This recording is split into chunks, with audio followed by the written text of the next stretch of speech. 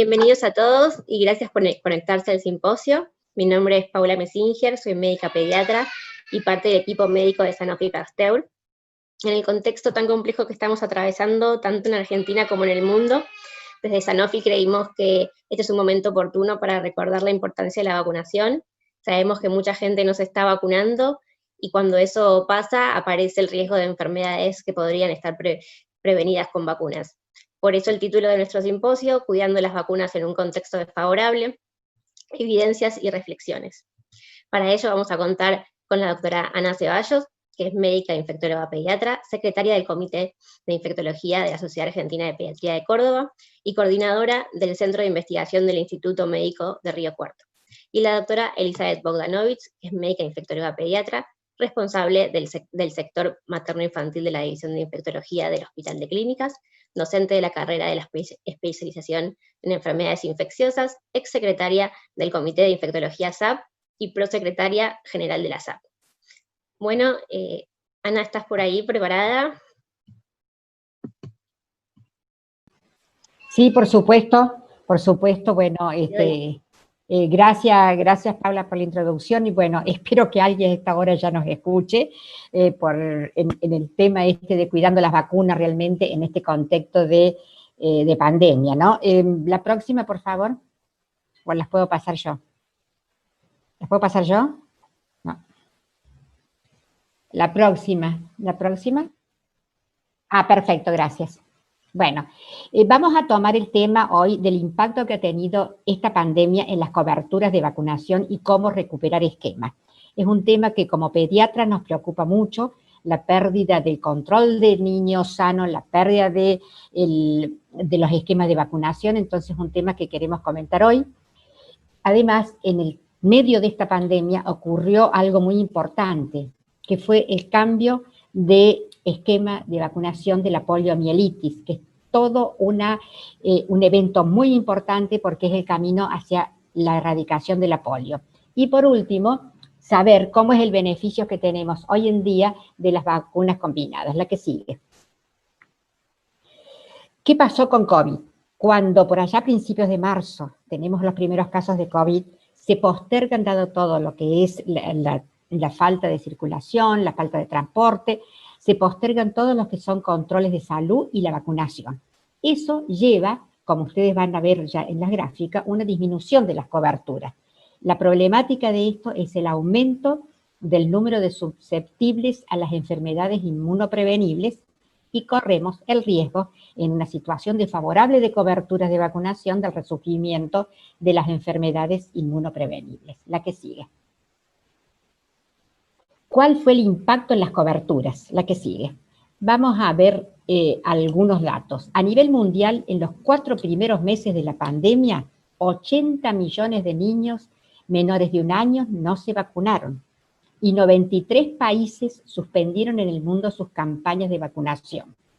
La que sigue.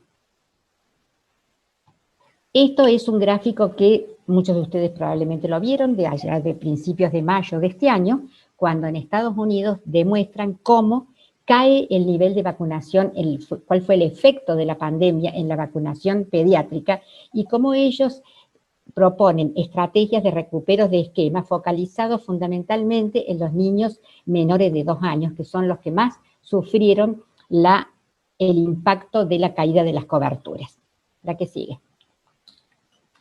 ¿Cómo debemos manejarnos frente a esta situación? La que sigue. Primero, debemos mantener la vacunación lo mejor posible. Asegurar las condiciones de seguridad. Sabemos que se implementaron todas las medidas a nivel de los centros de vacunación para asegurar la seguridad justamente de los servicios. Y recuperar los esquemas de vacunación atrasados. La siguiente. Para eso tenemos, a nivel de nuestro Ministerio de Salud de la Nación, se declaró la vacunación como una actividad prioritaria. La Sociedad Latinoamericana de Infectología presenta un documento también relacionado a cómo mantener la vacunación en esta pandemia y la OPS también presenta un documento relacionado a la vacunación, la inmunización en época de pandemia. La que sigue. ¿Qué se debe priorizar? Los grupos vulnerables para enfermedades inmunoprevenibles. Indudablemente, dentro de ese grupo de vulnerables tenemos los menores de 2 años, los mayores de 65 años, las embarazadas y las puérperas. Es importante, vamos a mostrar después más adelante algunos datos de cobertura, cómo esto impactó en la vacunación antigripal, que siempre hemos preconizado la importancia cuando comienza la temporada de la vacunación antigripal. Y también se deben priorizar los grupos de mayor riesgo para COVID-19, como es el equipo de salud, los mayores de 60 años y las personas con comorbilidades. Esto fue un documento del Ministerio de Salud de la Nación en relación a cómo manejarse en pandemia y vacunas. La que sigue. Y también hay que recordar que teníamos pacientes con COVID, ¿cierto? O sea, individuos con COVID. Entonces, ¿cómo se vacunan estas personas? ¿Con sospecha o con confirmación de COVID-19 y los contactos? El paciente con COVID-19 debe esperar 14 días, si sigue asintomático se puede vacunar. Si hay antecedente de COVID-19, no hay una recomendación exacta para decir cuánto es el tiempo de esperar. Sin embargo, los expertos recomiendan esperar 4 a 6 semanas después de la infección para vacunar. ¿Y qué sucede cuando tenemos una madre positiva y un recién nacido positivo para COVID-19? Se debe diferir la vacunación del recién nacido previa verificación del estado de salud del recién nacido por 28 días. O sea, no indicamos ni BCG ni hepatitis B al recién nacido si ambos son positivos.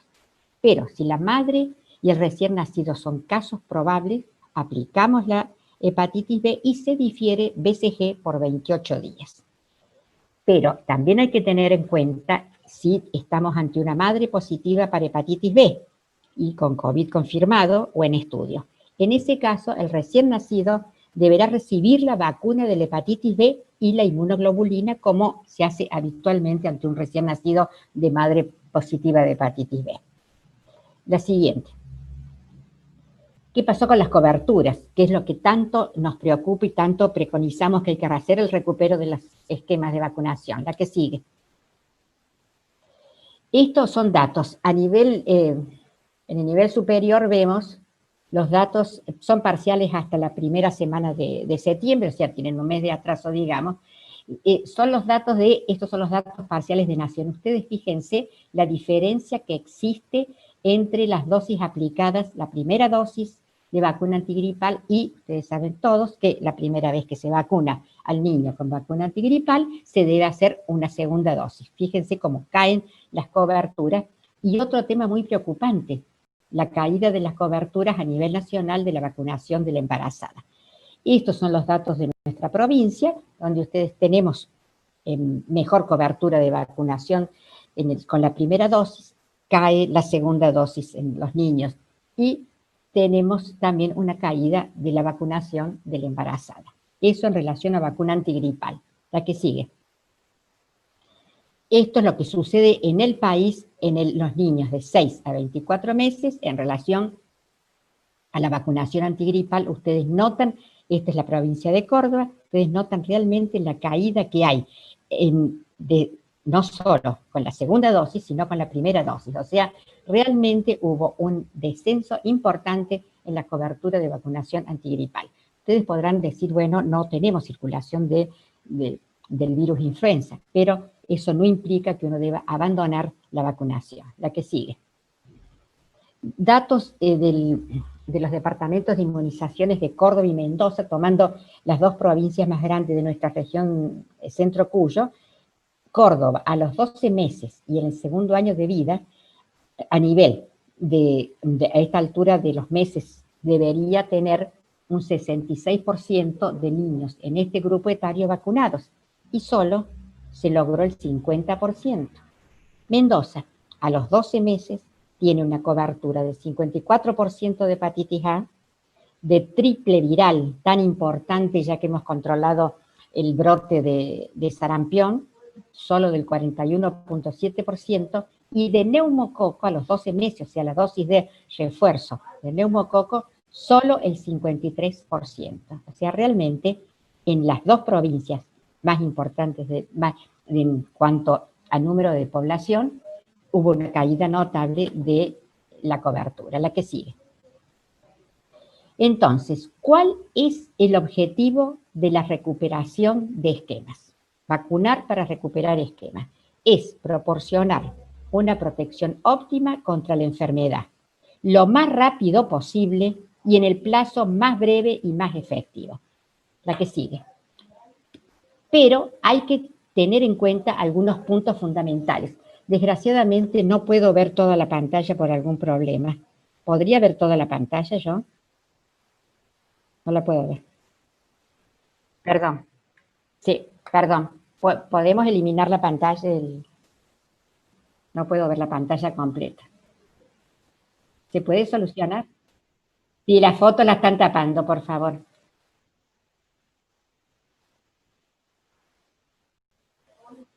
Ya está. Sí, pero se me fue, claro, pero se me fue la presentación.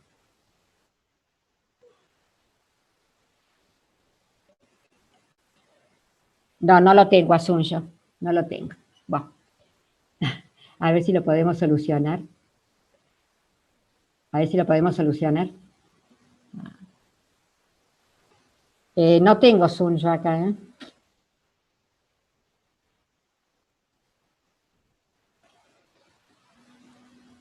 No. Al sacar la foto se...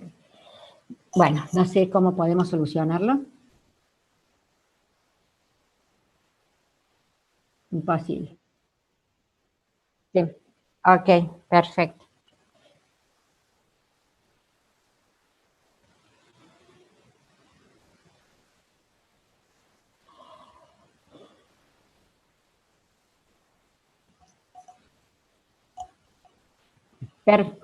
Claro, discúlpenme, pero la foto me tapa, entonces, bueno, voy a tratar de leer, lo mismo leer las presentaciones tapadas. ¿Sí? Bueno, perfecto, no hay ningún problema. Bueno, ¿cuáles son los puntos fundamentales para recuperar los esquemas de vacunación? Hay que recordar que las dosis administradas previamente, si tienen una documentación, si en el caso de que los tenían, deben considerarse válidas siempre y cuando estén correctamente registradas, indudablemente. Se deben tratar de administrar en forma simultánea todas las vacunas posibles en sitios anatómicos distintos en la misma visita. Y primero, siempre se deben priorizar las vacunas que inmunicen frente a las patologías de mayor riesgo en relación a la edad del niño y a la epidemiología del momento. Y las que lo inmunicen frente a las enfermedades para las cuales el niño no había recibido ninguna dosis previa de vacuna. Son los puntos fundamentales entonces que nosotros debemos recordar. Considerar las vacunas administradas previamente, administrar el mayor número en forma simultánea en distintos sitios anatómicos y priorizar las vacunas que inmunizan contra las enfermedades de mayor riesgo en relación a la edad del niño. La que sigue. La que sigue. La que sigue. Perfecto. Recordar también que se debe respetar el intervalo mínimo entre dosis para obtener una adecuada respuesta inmunológica, pero hay que tener en cuenta también que queremos hacer esquemas de vacunación acelerados. Por lo tanto, en el caso de la vacuna inactivada, por ejemplo, la quíntuple, podemos administrarla 4 o menos días del intervalo mínimo y se va a contabilizar como válida. O sea, hasta 4 días antes del tiempo estipulado se va a considerar como válida. Para las vacunas atenuadas como triple viral o varicela, recuerden que hay que separarlas si no se administran simultáneamente por 28 días. Las dosis administradas antes de los 5 días, antes de los 5 días del tiempo estipulado, no se van a considerar como válidas y deberán ser repetidas cuando haya transcurrido el intervalo mínimo recomendado tras la dosis invalidada. Estos intervalos son fundamentales de completar y de respetar para alcanzar con rapidez la vacunación. O sea, esto es lo que se denomina pauta acelerada. La que sigue. Entonces, también debemos recomendar e insistir en mantener las coberturas de más del 90% para todas las vacunas. Pero recuerden que hay 3 fundamentales para mantenerlas igual o más del 95%, que son para las 3 enfermedades erradicadas de las Américas. Poliomielitis, que si recuerden que se erradicó en 1994, sarampión, que fue considerado en las Américas erradicado en el 2016, y rubiola y el síndrome de rubiola congénita en el 2015. La que sigue. Ahora vamos a tomar el tema del cambio de esquema de poliomielitis. Es realmente el camino hacia la erradicación de la polio, la erradicación mundial de la polio. La que sigue. La poliomielitis no se cura. Indudablemente la poliomielitis mata o deja niños paralíticos o inválidos. La que sigue. El 1 de junio de este año entró en vigencia el cambio en el calendario.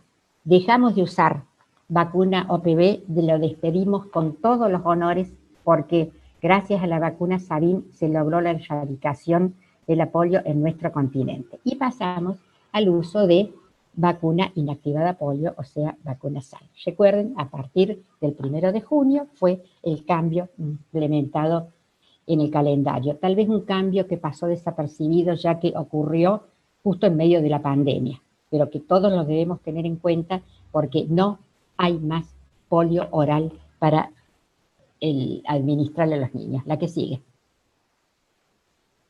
Bueno, como les decía, ustedes recordarán que nosotros ya teníamos 2 dosis de vacuna polio inactivada en calendario. Las 2 dosis que eran de vacuna doble oral de OPV doble oral, perdón, OPV doble, se sustituyen por vacuna inactivada polio. La que sigue. Tenemos que acordarnos un poco de la historia de lo que pasa con esto. En el año 1984 fue el último caso de polio salvaje en la Argentina. En 1994 las Américas se declaran libres de polio. En 1999 tenemos el último caso en el mundo de polio 2 y en el 2015 se declara la erradicación del polio tipo 2. En el año 2000, 2002, 2014 las distintas regiones fueron declaradas libres de polio y el año pasado, en octubre, se declara erradicado el poliovirus 3. Después de declarar erradicado el poliovirus 2, en el 2016 ocurre el switch de polio. Dejamos de usar la triple oral y pasamos a usar la bioral con poliovirus 1 y poliovirus 3. La que sigue. Bueno, entonces tenemos todo un camino hacia la erradicación de la polio fijado por la Asamblea Mundial de la Organización Mundial de la Salud en el 2012, cuando dice que una de las prioridades es una emergencia mundial de salud pública declarar al mundo libre de polios. Y vamos pasando por las distintas etapas, como fue, como les decía anteriormente, el switch de polio, se deja de usar la triple OPV y se pasa a doble OPV, y entre 2019 y 2020 se decide discontinuar en los programas y campañas de vacunación el uso de la doble OPV y pasar a usar en todos los países la vacuna SAL, la vacuna inactivada, polio, la IPV, la que sigue. ¿Por qué había que discontinuar la OPV? A la cual, recuerden, hay que agradecerle la acción que tuvo hace muchos años de erradicar en nuestro continente la polio, pero tiene sus problemas. Es una vacuna virus atenuado, genéticamente inestable, que puede adquirir propiedades neurovirulentas y pasar a dar una parálisis por virus vacunal o una parálisis por virus derivado de la vacuna. Argentina ha tenido casos, Córdoba ha tenido casos de polio asociada a vacuna, y esto ocurre con mayor riesgo cuando las coberturas de Sabin son inadecuadas. Entonces, esa es la base para pensar en discontinuar la OPV, la que sigue. La introducción de IPV es el elemento clave para el plan final de erradicación de la polio. El rol que tiene IPV es mantener la inmunidad para los 3 tipos de poliovirus, el 1, 2, 3, hasta que esté erradicada del mundo. Como ustedes vieron, realmente ha avanzado mucho el programa de erradicación. Este año, en medio de la pandemia, se declaró erradicada del continente africano la polio, o sea, fue bastante efectiva, y hoy en día solo quedan 2 países que tienen casos de polio. La evidencia demuestra que la respuesta inmune con la vacuna IPV, después del esquema primario de 3 dosis en el primer año de vida, es excelente, pero que se necesita un refuerzo. Entonces, ¿qué decide Argentina con el refuerzo? Lo va a aplicar al ingreso escolar para poder captar a todos los niños que nacieron antes del 26 de noviembre del 2015, entonces no entraron con el esquema IPV que se aplicó post-switch de polio en el 2016. Esa es la indicación de la vacuna IPV al ingreso escolar. Por lo tanto, recuerden que quedamos con 3 dosis en el primer año de vida y el refuerzo se hará recién al ingreso escolar. La que sigue. Como les decía, la primera dosis, este programa empezó el 1 de junio. La primera dosis se le aplica a los niños a los 2 meses, la segunda dosis a los niños que cumplan 4 meses al 1 de junio, la tercera dosis a los niños que cumplan 6 meses al 1 de junio y el refuerzo a los niños que cumplan 5 años al 1 de junio. Con eso, de hoy, del 1 de junio en adelante, tenemos siempre la utilización exclusiva de IPV. La siguiente. La siguiente. Bueno, esto es como para que recuerden la diferencia entre el esquema antes del 1 de junio, teníamos 2 dosis de IPV y 3 dosis de vacuna Sabin doble. A partir del 1 de junio es full IPV, suprimiendo la vacunación de los 15 a 18 meses de edad. La siguiente. ¿Cómo se recuperan los esquemas de la vacunación antipolio? Si nosotros no tenemos la cantidad de dosis necesarias para la edad, hasta los 6 años, 11 meses y 29 días, o sea, antes de los 7 años, el esquema, si hay que recuperarlo, es de 3 dosis más un refuerzo. No es una problemática habitual que tenemos con esta vacuna, que es la que generalmente tuvo mejor cobertura siempre. Y si son mayores, 7 a 18 años, son 2 dosis más un refuerzo, recordando siempre que el intervalo entre la primera y segunda dosis es de 4 semanas, mientras que entre la última dosis y el refuerzo debe ser de 6 a 12 semanas. La que sigue. Y ahora vamos a hablar de cuál es el beneficio de las vacunas combinadas, que realmente hace tiempo que las conocemos, hace tiempo que se usan, la triple bacteriana, la cuádruple, pero vamos a ver qué otro beneficio le podemos atribuir a estas vacunas. La que sigue. Representan una innovación tecnológica, por supuesto, para la prevención de las enfermedades infecciosas y un beneficio en la salud pública. La que sigue. La que sigue.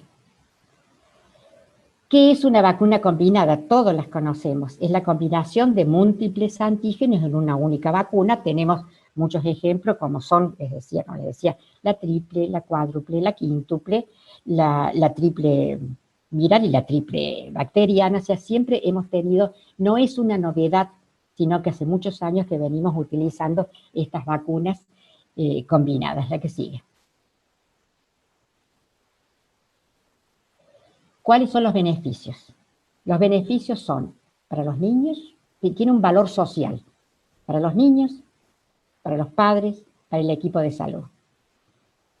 Para la salud pública, y es una innovación, realmente la indicación de estas vacunas combinadas, como vamos a ver, la que sigue, cuando se utilizan no solo la quíntuple, sino las vacunas sextuples. El valor social para los niños, indudablemente, al aplicar varios antígenos en una sola inyección, se mejoran las coberturas. Reducen el dolor, el malestar debido a menor cantidad de inyecciones. Menos eventos adversos, tanto locales como sistémicos. La que sigue. Para los padres, mayor aceptación de la vacunación al evitar las inyecciones adicionales.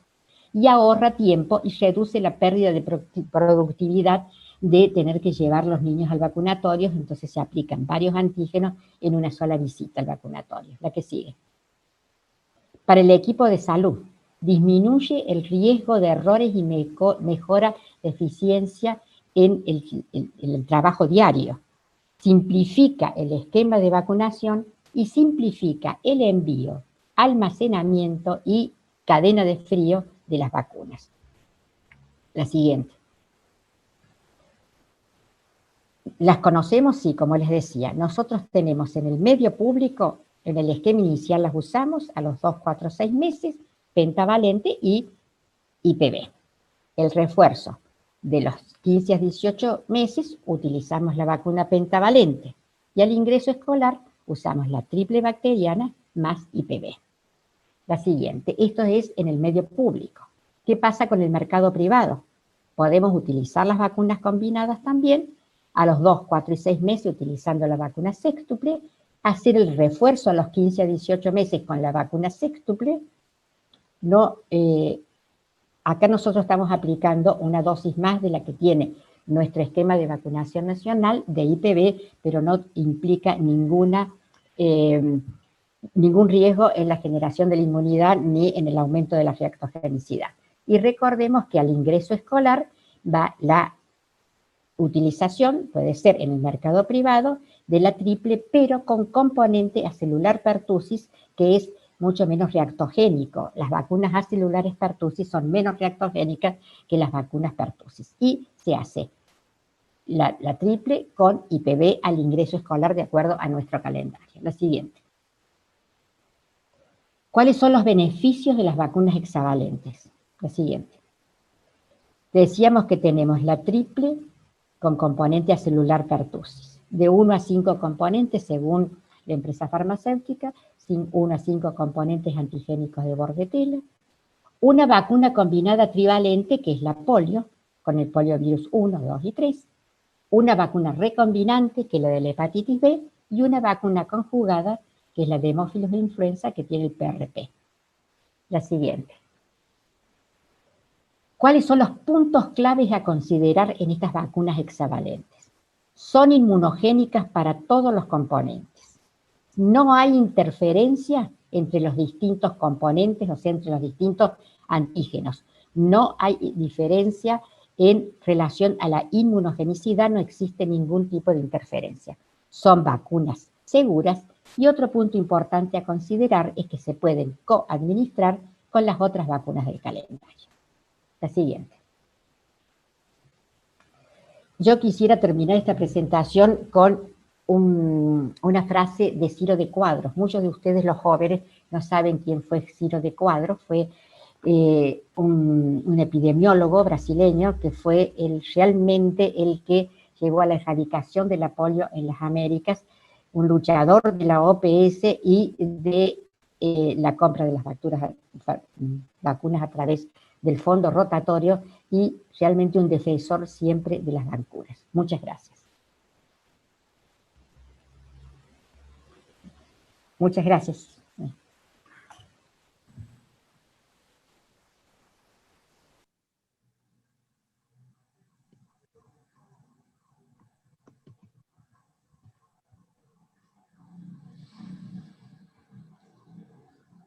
Bueno, buenas noches. Espero que alguien esté acompañándonos aún, que estén prontos a preparar la cena. Se alargó, se hizo muy tarde. Esta mesa va a cerrar ahora con un repaso, digamos, de las bases racionales de cómo vacunar a los adultos en distintas situaciones clínicas. En principio quiero agradecer particularmente a Ana por acompañarme esta tarde y especialmente a Sanofi por la convocatoria.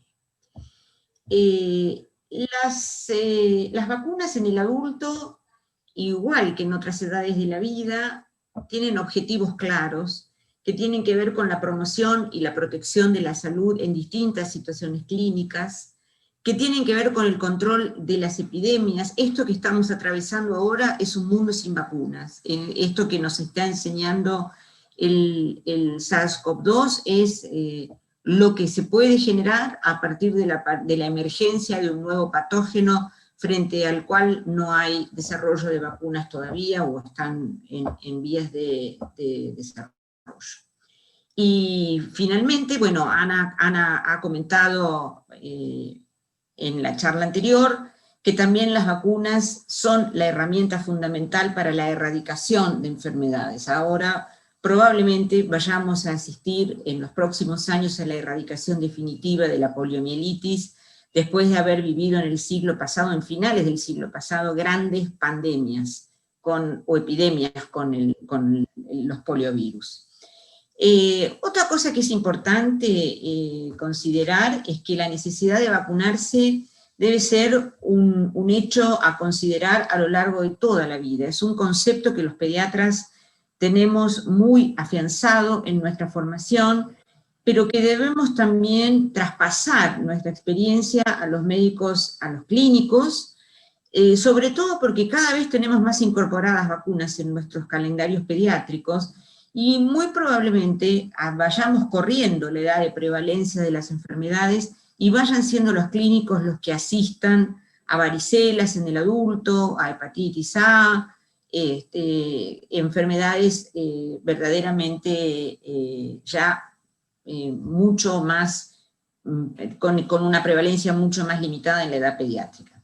Obviamente hay distintos escenarios que requieren del análisis de cómo ir vacunando en cada uno de ellos a los adultos, y otra de las cosas que también sabemos bien los pediatras es que en la medida que hemos incorporado una serie de vacunas, fundamentalmente contra patógenos capsulados, no solamente logramos, digamos, el control de las enfermedades invasivas por estas bacterias capsuladas en los niños, sino que además logramos los beneficios del efecto rebaño para la población adulta. De manera tal que con todas estas ideas, uno debe empezar a incorporar la conceptualización que las vacunas deben mantenerse a lo largo de toda la vida.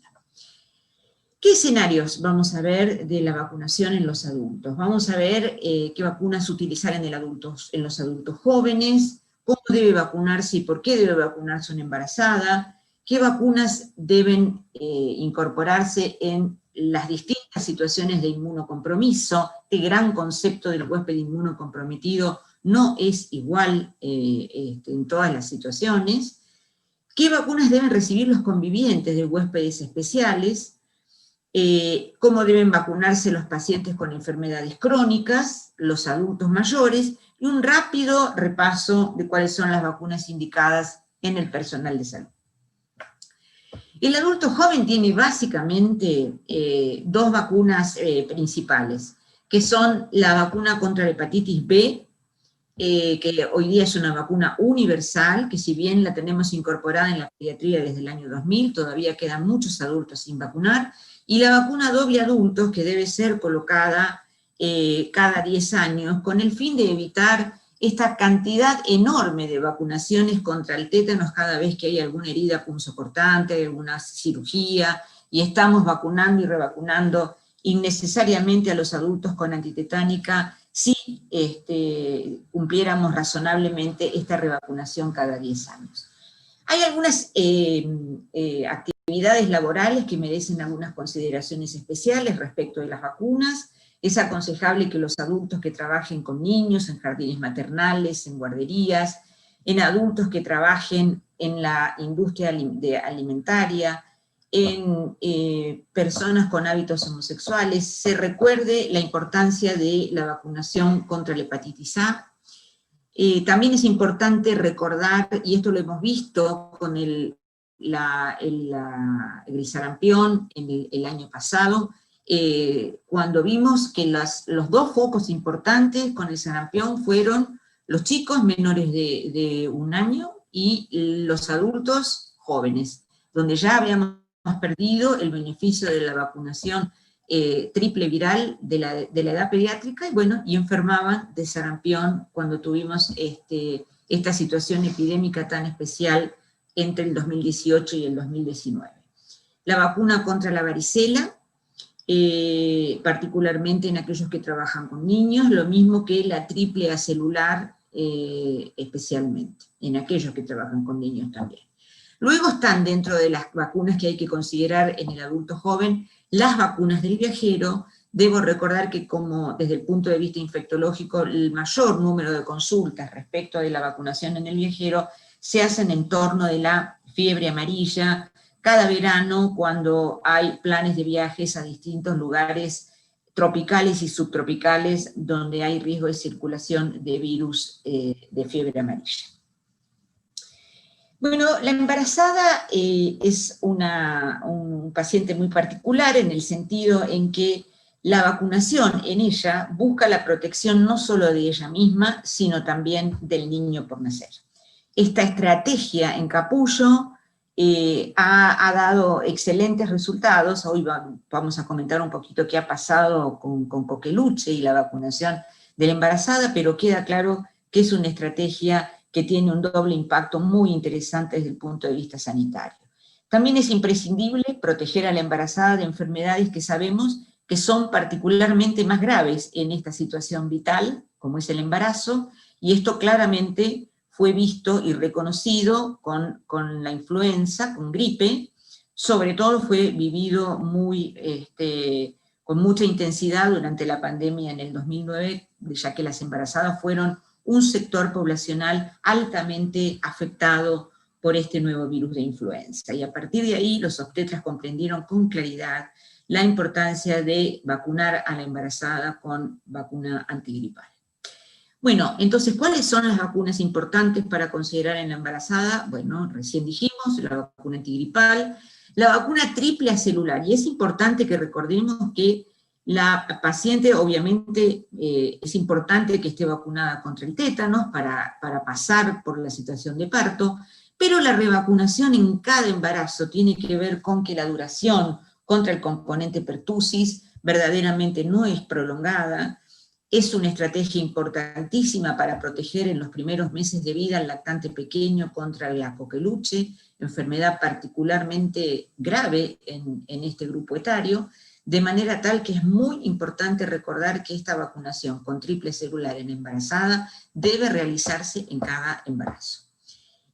También es importante considerar la vacunación contra hepatitis B, recordando que este es un virus de ingeniería genética, de manera tal que no hay ningún riesgo de colocar esta vacuna antiviral en el contexto del embarazo. Por cierto, las vacunas a virus atenuados tienen un lugar en este contexto, recordando que para aquellas mujeres que hacen la consulta preconcepcional, es de muy buena práctica estudiar y considerar la vacunación en ese periodo de la vida con vacuna triple viral para protegerla de la posibilidad del síndrome de rubiola congénita y contra la varicela para evitar la varicela congénita. Si la verdad esta consulta preconcepcional no se hiciera, hay que recordar que el puerperio es un excelente momento para indicar vacunas a virus atenuado sin el riesgo de tener un embarazo cercano a esta situación vaccinal. Bueno, la próxima es un gráfico que muestra el impacto que ha tenido después de tener altas tasas de incidencia de coqueluche en lactantes. En el año 2011 se llegó a la incorporación en el año 2012 de la vacuna triple acelular con componente pertussis para la embarazada. Y ahí vemos a lo largo de los años cómo el beneficio de la incorporación de la vacuna triple celular, en principio codificativa en el 2014, censo de la, y luego tener de esta manera protegido al recién nacido. La próxima. La otra vacuna muy importante es, como dijimos, la vacuna antigripal. Todos sabemos que la gripe es particularmente grave en la embarazada, Acá, en realidad, el gráfico muestra la cantidad de dosis aplicadas en las puérperas, teniendo en cuenta que si la persona no ha llegado a la embarazada, no ha llegado a vacunarse durante el embarazo, es de muy buena práctica vacunarla en el puerperio inmediato. Y este gráfico muestra las coberturas en esta población por provincias, y acá debemos rescatar que la provincia que mejor vacuna en este momento de la vida es Córdoba. Quiero recordar y quiero hacer mención al enorme esfuerzo que hace año a año Córdoba con la Noche de las Vacunas, lo cual permite, digamos, hace llegar a la población las vacunas de una manera absolutamente eficiente, siendo una excelente herramienta sanitaria la que han logrado implementar. La próxima. También es cierto que es importante que les comentemos que en los próximos años se prevén más incorporaciones de vacunas en el contexto del embarazo que busquen por esta estrategia en capullo el beneficio en los primeros meses de vida. Creo que un adelanto muy importante en este punto va a ser la vacunación la vacuna contra el virus sincicial respiratorio en el embarazo, para proteger contra las bronquiolitis severas a los chicos en los primeros años de la vida. En los primeros meses de vida, perdón. ¿La próxima? Bueno, luego entramos en el capítulo grande de la vacunación en las distintas situaciones de inmunocompromiso. Como dijimos, no son todas iguales, vamos a analizar las más importantes. Es muy importante que en esta situación haya siempre un infectólogo en los equipos multidisciplinarios que atienden a estos pacientes para ir guiando en estas conductas de prevención en cada una de las situaciones por las que pasan estos pacientes con patologías tan diversas, como patologías oncológicas, trasplante de médula ósea, de órganos sólidos, la infección por VIH, la esplenectomía, el tratamiento corticoideo y eventualmente hoy día la incorporación en un mayor número de situaciones clínicas de los biológicos que también generan situaciones bastante importantes de inmunodepresión. Quiero decir la próxima, entonces, que el mundo del huésped inmunocomprometido es un mundo muy amplio, no todos los inmunocompromisos son iguales, y es necesario que hagamos un análisis puntual de cada uno de ellos para encontrar bases racionales de la vacunación de todo este grupo importante de pacientes. La próxima. En relación con la vacunación del paciente oncológico, es importante saber que el paciente que tiene un tumor sólido debe ser considerado un inmunocomprometido durante el tratamiento y por un plazo de aproximadamente 3 meses después de finalizada la quimioterapia. Este plazo es variable según las drogas que se utilicen en su tratamiento quimioterápico, pero en general no va más allá del año después de la quimioterapia. Estos pacientes pueden recibir vacunas inactivadas aún durante el periodo de inmunosupresión. Estas vacunas carecen de riesgo en este punto, pero sí es importante tener en cuenta que van a ser mucho menos inmunogénicas que en condiciones habituales. Verdaderamente tienen cierta restricción de recibir vacunas a virus atenuados. Esto debe hacerse luego de 3 meses de finalizada la terapia inmunosupresora, siempre y cuando se haya logrado la recuperación inmunológica y se haya logrado que la enfermedad de base esté controlada y que el paciente no siga, digamos, recibiendo corticoides como parte de su tratamiento quimioterápico. La próxima. Los pacientes oncológicos que fueron vacunados durante el tratamiento o en las 2 semanas previas al inicio de los distintos planes de quimioterapia deben considerarse como no vacunados y deben revacunarse en esos 3 meses que dijimos después de finalizada la quimioterapia. La revacunación, entonces, después de la quimioterapia o de la radioterapia, no sería de igual manera necesaria si la vacunación fue administrada por un periodo mayor a 2 semanas previas al inicio de cualquiera de estas 2 modalidades de tratamiento oncológico. Vamos a ver qué hay respecto del trasplante de órganos sólidos, del trasplante de células hemopoyéticas.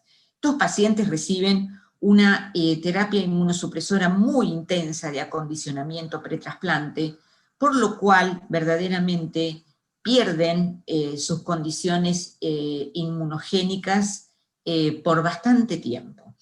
Esta situación supone que estos pacientes recuperan células, recuperan linfocitos T capaces de responder a los distintos antígenos vaccinales 6 a 12 meses después de trasplantes de células hemopoyéticas, en general un poquito antes en los chicos y más tardíamente en los adultos. Y las células B se recuperan un poquitito antes, en los primeros 3 meses, pero recién resultan normalizadas entre los 3 y los 12 meses post-trasplante de células hemopoyéticas. La próxima. Después de recibir un trasplante de células hemopoyéticas, el momento de iniciar la vacunación debe estar vinculado al momento en que el paciente recupera su condición inmunológica, como para responder a los antígenos vaccinales, reduce considerablemente el riesgo frente a cualquier evento no deseado vinculado con las vacunas, y podemos asegurar la seguridad de las mismas en este escenario. Entonces, las vacunas a virus atenuados, que son las más problemáticas en este escenario, van a estar contraindicadas hasta los 2 primeros años post-trasplante de órganos sólidos. A partir de ese momento, solo van a poder recibir vacunas atenuadas quienes no hayan desarrollado, después del trasplante de células hemopoyéticas, enfermedad de injerto contra huésped, que estén libres ya de tratamiento quimioterápico y tengan su enfermedad maligna en remisión completa. La próxima. En relación con las vacunas inactivadas y el trasplante de células hemopoyéticas, estas pueden aplicarse entre 6 y 12 meses del trasplante, haya desarrollado o no el paciente enfermedad de injerto contra huésped, sabiendo que si vacunamos a un paciente que ha desarrollado enfermedad de injerto contra huésped, muy probablemente tengamos una respuesta antigénica muy pobre, con lo cual esto debe ser tenido en cuenta. Respecto de la próxima. Respecto de los pacientes que reciben tratamiento inmunosupresor antes del trasplante de células hemopoyéticas, ese tampoco es el momento para indicarles vacunas a virus atenuados. Los pacientes que se vacunan correctamente antes de decidir el trasplante de células hemopoyéticas van perdiendo, después de esta actitud terapéutica, paulatinamente anticuerpos contra las infecciones prevalentes, como tétano, sarampión, rubiola, polio, de manera tal que deben ser revacunados entre el año y los 10 años post-trasplante para que vayan recuperando toda su condición inmunológica que les permita estar, digamos, poco susceptibles a estas enfermedades. Sabemos que pueden ser mucho más susceptibles y pueden desarrollar cuadros mucho más graves cuando se infectan con bacterias capsuladas, como el neumococo, como el hemófilus, cuando se infectan con sarampión, con varicela o con gripe, de manera tal que es muy importante elegir el momento de revacunar a estos pacientes, como dijimos, al año respecto de las vacunas contra gérmenes capsulados y por lo menos 2 años después respecto de vacunas contra virus atenuados. La próxima. Al momento entonces de inmunizar a un paciente después del trasplante de células hemopoyéticas, debemos considerar como si nunca hubiera estado vacunado previamente y debemos volver a realizar esquemas primarios. Esto es muy importante tenerlo en cuenta, porque el paciente debe desarrollar un calendario de vacunación, lo mismo que hacemos con los chicos al comienzo de la vida.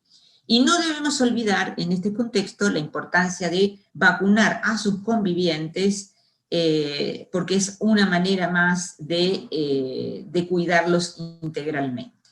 La próxima. Respecto al trasplante de sólidos, aquí el problema es la enorme inmunosupresión que reciben los pacientes en el momento inmediato post-trasplante, ¿sí? Que tiene como finalidad básicamente evitar el rechazo del órgano trasplantado y evitar la disfunción del órgano. Esto hace entonces que las vacunas en este escenario de trasplante de órganos sólidos deban indicarse entre 3 a 6 meses después del procedimiento, ¿sí? Ahora, es importante señalar que como estos trasplantes, básicamente en general, salvo situaciones muy puntuales, son situaciones médicas elegidas y programadas, es muy importante que las vacunas a microorganismos vivos se administren por lo menos 30 días antes de la programación de, por ejemplo, un trasplante de órgano sólido con un donante vivo relacionado. La próxima. ¿Qué hay del escenario de la infección por VIH? ¿Cómo vacunamos a las personas viviendo con VIH-Sida? Bueno, en rigor de verdad, debemos señalar que aquellos pacientes que se encuentran al diagnóstico con menos de 200 linfocitos CD4, sabemos que podemos administrar ciertas vacunas, pero sabemos que la respuesta inmunogénica va a ser muy pobre y de corta duración. Por lo cual, es de buena práctica que las vacunas contra gérmenes capsulados y como neumococo y la vacuna contra influenza, las administremos de preferencia luego de 3 a 6 meses de iniciado el tratamiento antirretroviral, cuando ya pueda tener una condición inmunológica más aceptable. Aunque estas dos vacunas las podemos aplicar en cualquier momento evolutivo de la infección por VIH-Sida. La próxima. ¿Qué pasa con los corticoides? Bueno, aquellas personas que reciben más de 2 miligramos por kilo de metilprednisona o su equivalente por más de 15 días, debemos considerar que tienen inmunosupresión vinculada al tratamiento corticoideo. Entonces, estos enfermos pueden recibir vacunas a gérmenes inactivados, pero obviamente hay restricciones para la aplicación de vacunas a microorganismos vivos atenuados. Estas vacunas a microorganismos vivos atenuados podrán administrarse a partir del mes de haber finalizado el tratamiento corticoideo en altas dosis en situaciones epidemiológicas especiales, como pudo haber pasado el año pasado con sarampión, pero en términos generales lo ideal es que uno espere hasta 3 meses para darle vacunas a virus vivos atenuados. Y que el inicio de este tratamiento corticoideo pudiera programarse, lo ideal es que el paciente reciba toda la serie de vacunas que le corresponden 15 días antes del inicio del tratamiento esteroideo por tiempos prolongados. Esto mismo debe considerarse respecto del uso de biológicos, ¿sí? Lo ideal es que el paciente que va a empezar un tratamiento con un biológico porque tiene una enfermedad del colágeno, porque tiene una enfermedad inflamatoria intestinal, porque tiene psoriasis, o alguna de estas largas listas de enfermedades que cada vez es más, que tratamos con biológicos que inmunomodulan de una manera muy interesante la inmunidad de cada paciente, ahí sí es muy importante que consideremos la vacunación completa antes de iniciar el tratamiento con estos nuevos agentes inmunobiológicos. ¿Cómo vacunar al esplenectomizado? Es otra situación interesante. Los pacientes que van a ser sometidos a esplenectomías programadas deben vacunarse contra vacunas contra gérmenes capsulados, hepatitis B, gripe, por lo menos 2 semanas antes de enfrentarse a esta cirugía electiva. Si esto no fuera posible, porque ha sido una cirugía accidental, una esplenectomía accidental, por alguna situación traumática, lo interesante o lo importante es recordar el paciente al momento del alta debe ser vacunado para no perder oportunidades y que después se pase y se olvide la oportunidad o la vacunación, sobre todo contra las bacterias capsuladas, a los cuales estos pacientes son particularmente susceptibles.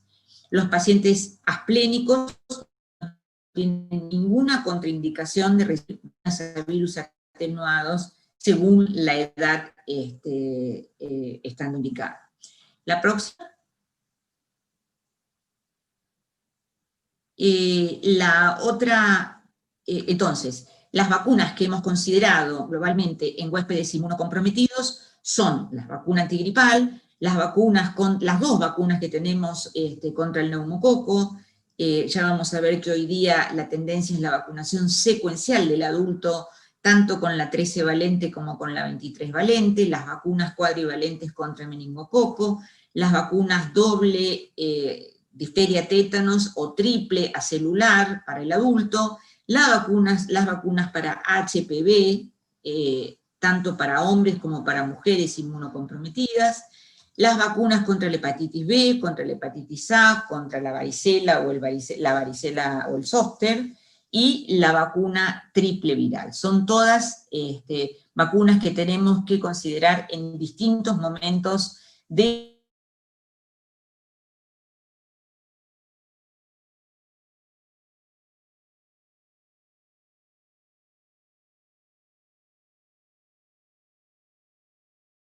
la evolución de las enfermedades que producen inmunocompromisos importantes a considerar van a ser la vacuna antigripal, la vacuna triple viral, la vacuna contra la varicela. Y tampoco olvidarnos que cuando se realizan trasplantes con donantes vivos relacionados, el donante también debe recibir toda la serie de vacunas recomendadas en este escenario. Entonces, rescatando el concepto importante de cuidar al inmunocomprometido vacunando a sus convivientes, nos parece importante recordar que se tienen que vacunar con vacuna antigripal los convivientes de un niño prematuro, los convivientes de un paciente con enfermedades oncohematológicas, las personas, los que conviven y cuidan a los pacientes de la tercera edad, los padres de los niños con retrasos madurativos, enfermedades neuromusculares o síndromes genéticos que los tornan particularmente susceptibles a infecciones severas por virus de influenza. Vamos a la vacunación de los pacientes con enfermedades crónicas y los mayores de 65 años. La próxima. Bueno, este es un gráfico donde pueden ver, digamos, cómo claramente, es un gráfico que ya tiene algunos años, pero donde muestra cómo, digamos, con el aumento de la edad, aumenta claramente la susceptibilidad para la neumonía como infección prevalente en el adulto. La próxima, esta es un gráfico que muestra la incidencia acumulada de neumonías para el año entre el 2013 y el 2019, donde vemos que hay una tendencia a la disminución de la incidencia de esta enfermedad, habida cuenta de tener cada vez más claras las indicaciones de la utilización de la vacuna antineumocócica en el adulto. Vamos a la próxima, donde vemos lo equivalente respecto de la enfermedad tipo influenza. Llevamos mucho más tiempo vacunando a adultos contra la influenza, y vemos también que desde el año 2013 hasta el año 2019 vemos una tendencia a disminuir el impacto de la enfermedad tipo influenza en adultos bien vacunados. La próxima. Bueno, acá les quiero mostrar un poco qué nos ha pasado, digamos, respecto de la circulación del virus de influenza en el país el año pasado. ¿Sí? En distintos colores, en el color rojo se ve la circulación que hemos tenido durante el 2019 de virus de influenza H1N1, el virus pospandémico de influenza H1N1, luego en un color rosado más fuerte vemos la circulación de H3N2, que es virus de influenza estacional, en un color rosa más pálido, los virus de influenza A que no han logrado ser tipificados, y lo que vemos en color verde es la circulación de virus de influenza B, que ha sido básicamente virus de un linaje B no filiado, y muy poquito del linaje del influenza B, linaje Victoria. En el mundo, el año pasado, lo que vemos en este gráfico es en el color, digamos, medio marrón clarito o marrón ladrillo inicialmente, en la parte superior del gráfico. No sé si yo señalo se ve en el próximo gráfico. En esta parte superior vemos la circulación de los virus de linaje B no filiados, luego vemos circulación del linaje Victoria. Lo que se ve en celeste más oscuro grafica la circulación del virus de influenza A no serotipificado, luego grafica la circulación del virus de influenza H3N2, y finalmente, en celeste muy clarito, la circulación del virus pospandémico H1N1. Esto es mundial, esto es un gráfico que demuestra cómo han circulado el año pasado en el mundo los virus de gripe. La próxima.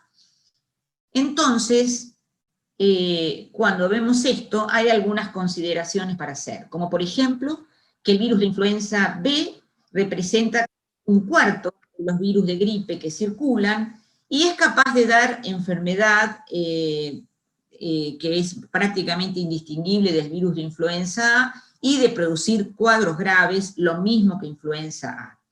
Todos los grupos de edades son susceptibles a la infección por virus de influenza B, que parece tener un impacto un tanto mayor en chicos y adolescentes entre 5 y 19 años. Las características de la circulación del virus de influenza B son prácticamente impredecibles, no podemos verdaderamente, y además lo que vemos también es que en una misma temporada se intercambian rápidamente los linajes Victoria y Yamagata en más de una situación.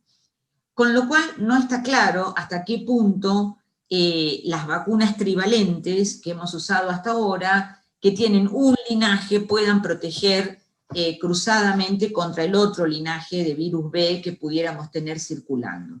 Esta situación y esta epidemiología que les hemos mostrado, por lo menos a partir del en el curso del año pasado, fundamenta que la Organización Mundial de la Salud en el momento actual propenda a la recomendación de vacunas antivirales cuadrivalentes para todos los momentos de la vida. Rápidamente, la próxima busca repasar cuáles son las indicaciones puntuales de vacuna antigripal, que estoy segura que todo el mundo conoce bien, pero reforzar que en este punto hay que acordarse de vacunar, más allá de las indicaciones tradicionales, a los asmáticos graves, a los obesos mórbidos, a los pacientes con retraso madurativo y a los pacientes con enfermedades neuromusculares, como pacientes particulares, más allá del resto de las indicaciones que son las mismas de siempre. La próxima. Acá vemos cómo nos fue el año pasado con la vacunación en los distintos escenarios donde es indicativo usar vacuna antigripal. Vemos que se vacunó muchísimo mejor que en otros escenarios el personal de salud. Vemos que para la población pediátrica sigue siendo necesario reforzar el concepto de la segunda dosis cuando hacemos el primer ciclo de vacunación antigripal, y vemos que tenemos que seguir trabajando con las embarazadas para tener mejores coberturas de vacunación antigripal en el escenario del embarazo. La próxima. Acá vemos las dosis aplicadas de vacunación antigripal entre 2 y 64 años. Esto es básicamente el universo de huéspedes especiales, inmunocomprometidos o con enfermedades crónicas que merecen vacunación antigripal antes de los 65 años por estos condicionamientos mórbidos. Y esto está diagramado por provincias. El año pasado en esta población se colocaron más de 2 millones de dosis, y vemos que las provincias que mejor vacunaron a este grupo poblacional básicamente ha sido la provincia de Córdoba. Seguramente la noche de las vacunas acá también tuvo un impacto importante, la provincia de Santa Fe y la ciudad de Buenos Aires. Vamos a la próxima. Pero vemos que hay provincias que tienen que trabajar un montón todavía en este punto. La próxima, bueno, la próxima muestra esto mismo en mayores de 65 años. El año pasado en este grupo poblacional se pusieron más de 1.200.000 dosis de vacuna antigripal, y nuevamente Buenos Aires, Córdoba y Santa Fe fueron los lugares donde mejor se vacunó a la población de la tercera edad. La próxima, acá rápidamente mostrarles el calendario de vacunación secuencial para el paciente. La anterior, por favor. El calendario de vacunación secuencial para neumococo en la población adulta, recordando que los huéspedes inmunocomprometidos deben iniciar su calendario con la vacuna antineumocócica 13 valente, colocar una vacuna 23 valente dentro de las 8 semanas post vacunación, luego hacer un refuerzo a los 5 años, y si tienen menos de 65 años, hacer un nuevo refuerzo cuando lleguen a esa edad. Los no inmunocomprometidos, pero con enfermedades crónicas, cardiovasculares, pulmonares, renales, etcétera, deben iniciar su esquema con vacuna 13 valente, recibir una vacuna 23 valente al año, y revacunarse después de los 65. Los pacientes que reciben trasplante de células hemopoyéticas deben hacer todo el ciclo de vacunación con las 3 dosis de vacunación con 13 valente, lo mismo que hacemos en la edad pediátrica, y los mayores de 65 años se vacunan como los enfermos crónicos. Empiezan con su vacunación 13 valente y luego al año reciben una 23 valente. Lo que es importante recordar es que esta vacunación secuencial garantiza una mucho mejor respuesta antigénica, previniendo la enfermedad invasiva por neumococo, que en estos grupos poblacionales especiales suele tener alta morbimortalidad. Pasamos esta, y la próxima, así vamos, recordar muy rápidamente cuáles son las vacunas necesarias para el personal de salud. Básicamente la vacuna doble bacteriana, difteria, tétanos. El personal de salud debe hacer esta vacunación rigurosamente, y sobre todo el personal de salud que trabaja con niños debe recibir la vacuna triple acelular con un refuerzo recomendado cada 5 años.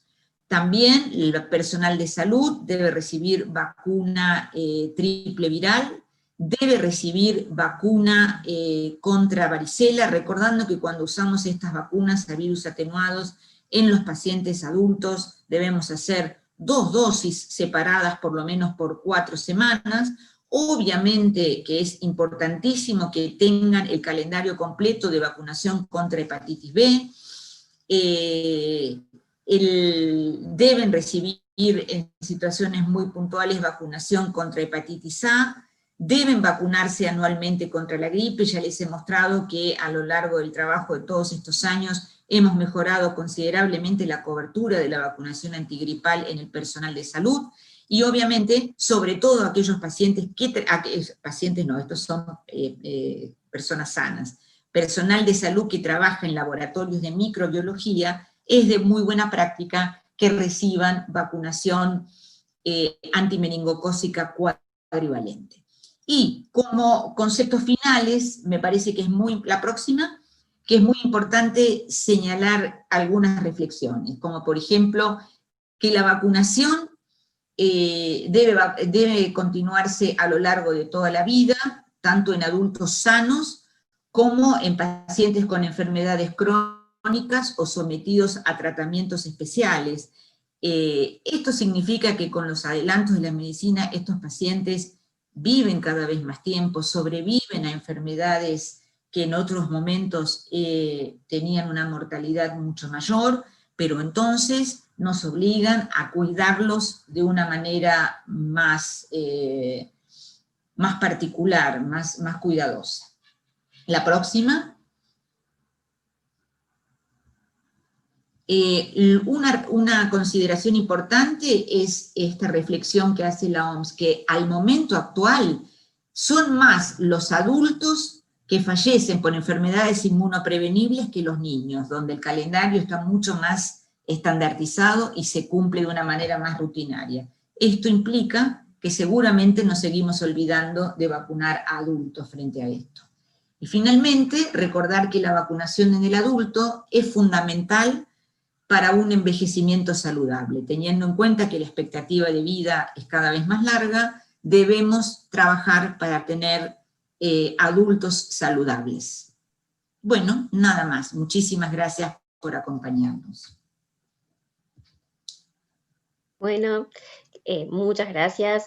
Creo que nos quedamos sin tiempo, así que más que nada yo quería agradecerles a todos los presentes que participaron del encuentro, a la Sociedad de Infectología de Córdoba por darnos este lugar, y en especial a las doctoras. Muchas gracias por darnos este tiempo para hablar de vacunas. No sé si querían decir algo. Ana, ¿vos me escuchás? No me dejan poner el video, por eso no me... Estoy bloqueada desde los... Ahí está. Simplemente, Paula, quería comentar, porque bueno, estamos en Córdoba, y nosotros tenemos nuestra noche de las vacunas que mencionó Eli. El año pasado se aplicaron 7.900 dosis de vacunas, así que esperamos que este año tuvimos la pandemia, esperamos el año que viene poder repetir este evento que realmente es una fiesta de la vacuna, una fiesta de la vacunación. Y bueno, gracias Eli por habernos acompañado. Como el año pasado, claro, era con café y cena, pero este año es a través de la computadora nada más. Gracias a Sanofi por habernos invitado a participar en esto. Y bueno, y gracias a todos los que nos estuvieron escuchando hasta este momento. Gracias, Ana. Gracias. Gracias, Ana. Gracias, Paula. Y solamente dejar esta reflexión. La vacunación no es un problema del pediatra, es un problema de la medicina general. Así que me parece que es muy importante que vayamos recordando que no solo los chicos tienen que tener un calendario de vacunas, ¿sí? Todos debemos tener un calendario de vacunación completo. Así es. Bueno, gracias. Gracias a todos. Gracias, buenas noches. Gracias. Buenas noches. Gracias. Bueno, muchas gracias a todos por una tarde de excelente nivel científico, y los esperamos mañana a las 15 horas de segunda parte de las jornadas de edición 2020.